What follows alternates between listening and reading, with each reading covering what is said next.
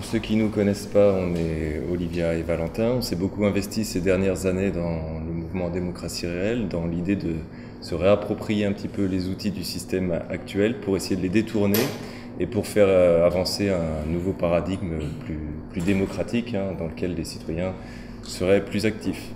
Alors on avait pensé, avant de commencer dans le vif du sujet, mais on va en parler du détournement des élections parce que c'est pour ça qu'on est là, de faire une petite introduction sur deux concepts qui nous paraissent très importants pour bien comprendre la démarche dans laquelle on s'est inscrit ces dernières années.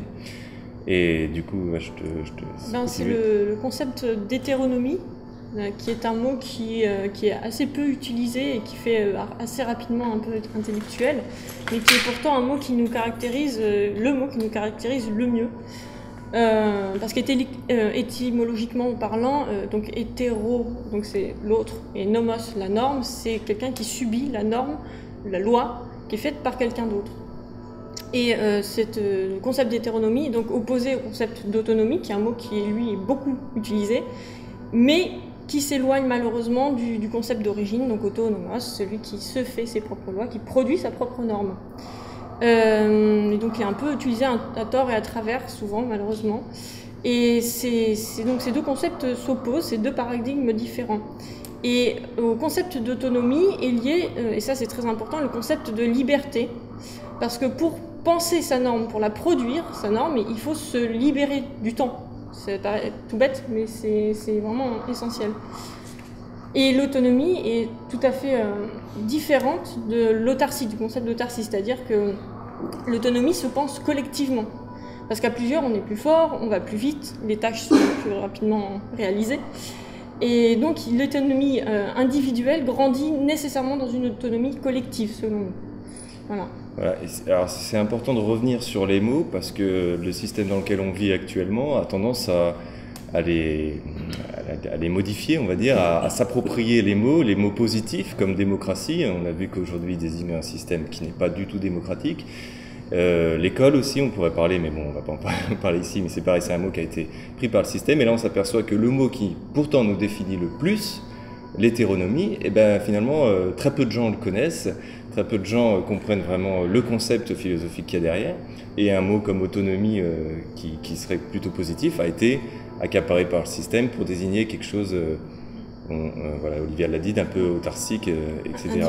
Individualiste, etc. Alors que le concept philosophique d'origine, c'est bien plus complexe.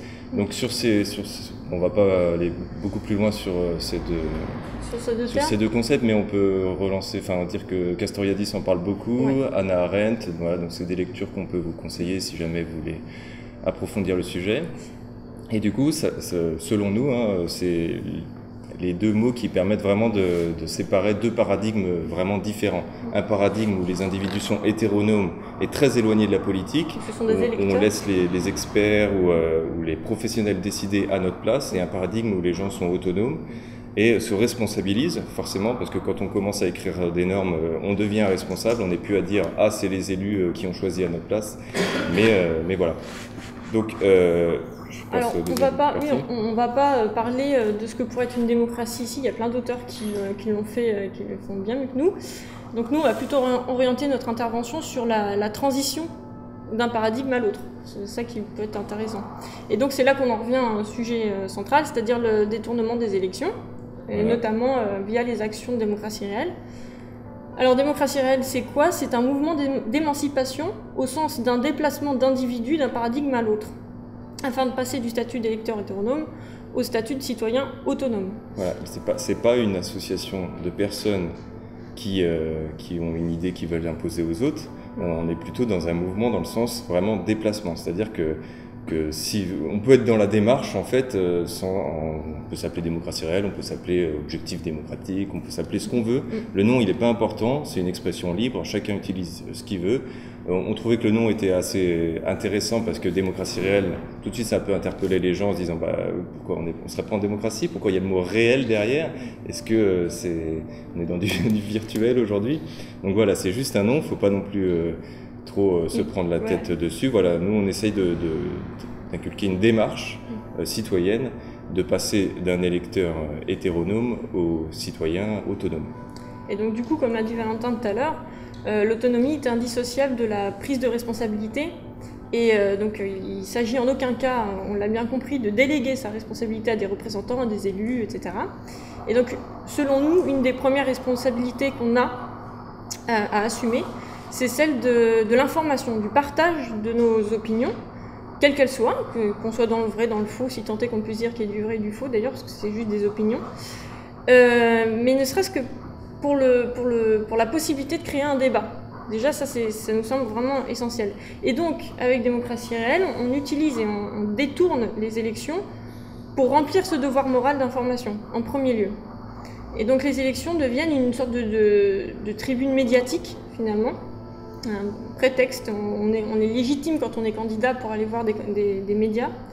Et donc, ça permet une prise de parole dans un cadre public, donc c'est un engagement public. Et une prise de parole, c'est déjà une reprise du pouvoir, d'une certaine manière. Celui qui ne parle pas, l'enfant, nous sommes des enfants politiques, étymologiquement celui qui ne parle pas, maintenant il faut se transformer en adulte, c'est-à-dire qu'il faut parler. Voilà. Voilà, donc, parce que tu parles d'être candidat, c'est vrai que nous, on incite les gens à se présenter eux-mêmes aux élections, non pas pour obtenir le pouvoir et imposer leur vision du monde comme le font tous les candidats, mais uniquement pour prendre la parole, parce que pendant la campagne, effectivement, on a une petite légitimité où les médias s'intéressent à nous, donc on peut prendre un peu la parole et expliquer la démarche, comme quoi on ne serait pas dans une démocratie, ou peu importe si certains pensent qu'il y a plus urgent avec la permaculture ou avec qui prennent la parole. Voilà. Nous, on incite les gens à prendre la parole, peu importe leurs idées. Y compris des non-démocrates. Pour lancer, pour déjà s'engager publiquement, parce que c'est vrai que quand on s'engage publiquement, finalement, ça nous transforme un petit peu. On rentre dans un cercle vertueux, voilà. Mais voilà. Et donc du coup, juste un tout petit point technique, mais qui est bon à savoir, vu que tu parlais, on va rentrer un peu dans le côté technique, donc du dépôt de candidature, etc. Donc toutes les infos sont disponibles pour déposer ces candidatures sur le site du ministère de l'Intérieur. Donc ça, il n'y a rien de plus simple. Il suffit d'avoir une connexion Internet, sous la forme d'un document PDF qui s'appelle le Memento, et qui en général sort un mois, 2 mois avant l'échéance des élections, enfin le dépôt de candidature, pardon. Voilà, donc vous avez tout là-dessus, c'est juste une petite parenthèse. Maintenant, alors les enjeux, ça c'est important, les enjeux sont différents suivant l'échelle des élections. L'élection, plus on est à grande échelle, moins on peut maîtriser ce qui se passe, plus on est à la merci de ceux qui financent les campagnes électorales et surtout à la merci des médias, parce que les candidats on les voit jamais, on les voit qu'à travers le prisme médiatique, donc c'est là où on est le plus influençable possible et c'est là où on peut se faire le plus piéger, donc il y a vraiment deux aspects différents. Donc là on va partir un petit peu du plus global, donc là où les représentants nous représentent. Donc on va commencer par les européennes en fait, pour revenir après à l'échelon local, parce qu'à chaque fois il y a des opportunités qui ne sont pas les mêmes. Qui ne sont pas les mêmes. Alors juste avant de faire cette petite chose d'échelle, déjà dire les points communs, parce que ça sera rapidement dit, les points communs sur toutes les élections. Donc le premier, c'est l'intérêt médiatique. Il y en a toujours un intérêt médiatique, alors, qui dépend quand même en grande partie, mais pas que, on le verra plus tard, de l'investissement des candidats à se présenter auprès des médias, à se bouger, voilà. Mais bon, c'est le deuxième point, c'est une double utilisation du tirage au sort qui est possible, qu'on a déjà pratiqué, qui peut être intéressante. Donc l'une, c'est pour constituer les listes des candidats. On peut tirer au sort parmi soit des volontaires, soit carrément la liste électorale. On va voir les gens, etc. On sonne à leur porte, on dit voilà, vous avez été tiré au sort, est-ce que vous voulez vous présenter, etc. L'autre utilisation du tirage au sort, donc c'est pour déterminer qui parlera auprès des médias. Parce qu'une fois qu'on a la liste des candidats, au lieu de se dire ah mais moi j'ai pas envie de parler, mais si méchant, voilà, t'es tiré au sort, puis c'est tout. Donc t'y vas. Et puis avec une rotation des charges, de sorte que tout le monde, chaque candidat puisse parler, pendant la campagne, quoi. Ouais, donc voilà. L'idée du tirage au sort, c'est en fait d'éviter de se prendre la tête, en fait, principalement. Ouais. Rentrer dans, tous les partis, ils sont là-dedans, ils se prennent la tête, ils se chamaillent, et non, avec le tirage au sort, on s'évite beaucoup de tracas. Ouais, ça marche très bien. Vraiment un outil. Donc revenons-en maintenant aux différences suivant les échelles des élections. Donc comme tu as dit, on va commencer par les européennes. Alors nous, on s'est présenté une fois, donc c'était il y a 2 ans. C'était en 2014, voilà. Les européennes. Et donc l'intérêt, je sais plus, il y a un énorme intérêt la médiatique, c'est qu'on peut avoir un spot TV, qu'on a réussi à avoir d'ailleurs, en présentant des listes sur 5 circonscriptions. Voilà, ça demande un peu d'organisation. Voilà. Je voulais revenir là-dessus d'ailleurs, ça demande un peu d'organisation, donc forcément des gens qui vont être un peu leaders, sans doute lancer une initiative pour réunir ces 5 listes. Alors libre à chacun de suivre qui ils veulent, mais c'est vrai que là on peut en faire plusieurs après. On n'est plus dans une logique de compétition pour avoir le pouvoir. Donc là, ça c'est pas du tout gênant d'avoir plusieurs candidatures, démocratie réelle, des objectifs démocratie ou je sais pas quoi. Plus on aurait de spots TV, plus ce serait intéressant finalement. On est vraiment plus dans la même logique où il faut obtenir le pouvoir et ah non ils se présentent, ils vont nous piquer des voix. Non on n'est pas du tout là-dedans. Donc voilà, soyez libre de choisir ce que vous voulez rejoindre ou non quoi. Il y a pas de et problème. donc juste on descend d'un cran sur l'échelle, donc il y a les présidentielles selon nous. Alors là on est en pleine réflexion là-dessus, donc c'est pas encore fini. Mais il y a ce qu'on a remarqué, c'est qu'il y avait une certaine légitimité reconnue par les médias à parler sur les plateaux TV, radio, etc. dans la période de la quête, la fameuse quête des 500 signatures. Donc ça, on l'a vu avec certains cheminades, je crois, et puis... François Asselineau, par exemple, qui n'a pas eu ses 500 signatures, est quand même passé dans les médias en disant là, je me présente au présidentiel, j'aurai mes signatures, etc. Donc il y a quand même un premier dépôt de candidature où tout le monde est au même niveau. Et après, il y a la récolte des signatures. Mais pendant un moment, effectivement, médiatiquement, il peut y avoir un intérêt à se présenter. Ne serait-ce que pour ça, si tout d'un coup, il y a 1000 candidats qui se présentent au présidentiel en disant chacun « Mais oui, on aura nos 500 signatures ». Voilà, il y a toujours moyen de faire un petit buzz voilà. Faut y réfléchir médiatique. Encore, mais bon, voilà. On travaille dessus. Alors, les législatives, ça c'est bon. Parce que les conditions de dépôt des candidatures sont les plus simples. C'est un binôme, un homme, une femme, un mandataire financier qui peut être en plus, ça peut se croiser. Le candidat d'une autre liste. Et alors là où c'est super intéressant, c'est que le parachutage est autorisé. Ce qui veut donc dire que pour les prochaines législatives, nous on aimerait bien faire ça, c'est faire un dépôt mais énorme, genre 1000 candidatures dans une seule circonscription qu'on aura évidemment choisie de manière stratégique. Ne serait-ce que pour titiller les limites du système, ça peut être marrant de voir comment ils réagissent administrativement quand ils voient plein de gens qui arrivent « Ah, je vais déposer ma candidature ». Et puis parce que ça fait un buzz médiatique forcément. Parce que vous imaginez les panneaux électoraux où on voit toute la tête 1000 des candidats, mais là il y en aurait 1000. Ça serait sympa. Voilà, donc déjà, idée, voilà, ça va bloquer toutes les rues, ça va bloquer. Enfin, on peut vraiment mettre l'administration dans des. Nous à l'époque, on avait commencé par la législative il y a un petit moment et on savait pas ça. En fait, on s'était pris tard et puis à la réflexion, on s'est dit oula, ça, faut pas le laisser passer à la prochaine fois. Ça peut motiver des gens et c'est vrai que c'est simple parce que c'est vrai que. Pour le rappeler, pour être éligible, de manière générale, c'est à peu près pour toutes les élections pareil, sauf pour les présidentielles, il faut 500 signatures. Il faut juste avoir 18 ans, être inscrit sur les listes électorales et puis voilà, être français. Donc voilà, c'est vraiment... la majorité des gens peuvent être candidats assez facilement. Alors on avance un peu parce qu'il faut se tenir au timing. Oui. Les régionales, donc ça c'est difficile d'être candidat, c'est compliqué, ça n'a pas un intérêt médiatique particulier à part celui de base que voilà. Donc, parce que c'est des listes qui... Pourquoi c'est difficile? Parce que c'est des listes de plusieurs centaines de personnes par région et c'est assez compliqué de motiver. Donc, voilà. Les départementales, on les a faites il n'y a pas longtemps, je crois. Oui, on les a faites. Donc ça c'est pas compliqué, c'est un bon entraînement. Voilà, on va dire ça comme ça. Donc attention, avant d'aller à l'échelle plus basse, donc qui sera celle des municipales, toutes les élections dont on vient de parler, il n'y a absolument aucune chance de les gagner, mais absolument aucune. Voilà. Car ça demande un investissement financier qui est colossal. On n'a pu le chiffrer, ne serait-ce que l'impression des bulletins, c'est juste pas la peine. Voilà. Et évidemment, ça entraîne avec un danger de corruption. Dès qu'il y a du fric en jeu, voilà. Bon, donc, comme l'a dit Valentin tout à l'heure, en plus les gens votent à travers le prisme des médias, donc si t'as pas le fric pour les médias qu'il faut, c'est loupé, quoi, c'est pas la peine. Donc on en revient maintenant aux élections locales qui présentent un intérêt qui est tout autre, bien particulier, car elles amènent des gens pas destinés à la politique a priori, à se présenter et à gagner des élections. Grâce à ça, on peut entrer dans une phase d'expérimentation concrète. Ça qui peut être intéressant.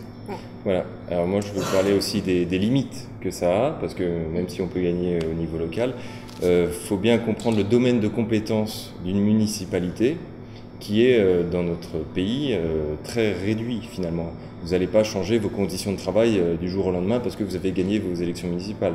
Vous n'allez pas changer le programme de l'éducation nationale, vous n'allez pas changer... voilà, les domaines de compétences sont assez réduits. Donc il y a les budgets de la ville, il y a l'urbanisme, etc. Donc voilà, il faut bien comprendre que ce n'est pas suffisant, évidemment, pour décider. Dans une vraie démocratie, je ne sais pas si les gens connaissent, mais il y a le principe de subsidiarité, c'est-à-dire qu'on va plutôt se dire que tout ce qu'on peut le faire localement, on va le faire, et puis plus on monte, enfin, on va déléguer de moins en moins de choses. Mais là, on est dans un effet inverse, et du coup, on arrive au problème que si on voulait changer réellement le fonctionnement d'une commune en instituant des choses un peu plus complexes, eh ben, on va être confronté forcément à une force étatique, parce que c'est l'État aujourd'hui qui impose un maire, etc. Même s'il y a des moyens de détourner ça, il y a quand même des limites. Voilà, donc il ne faut pas se dire c'est bon, j'ai récupéré ma municipalité, c'est la fête, on est en démocratie, etc.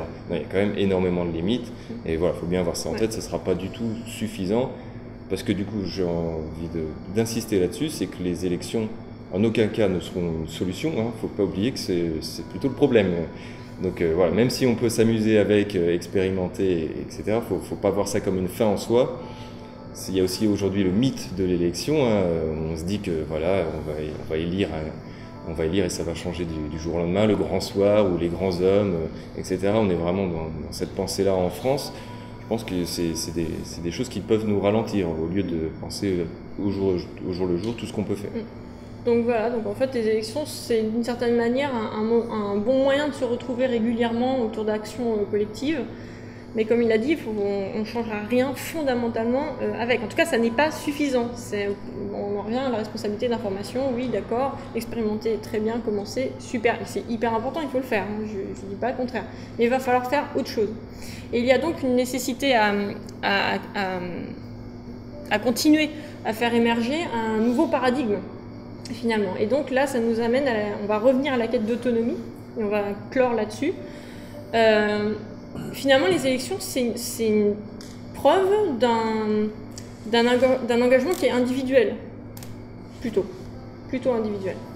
Et il faut dépasser ça, il faut aller vraiment plus loin pour nous libérer tous. Et c'est pourquoi il faut maintenant parler d'autonomie collective. Ça, c'est vraiment indissociable pour nous.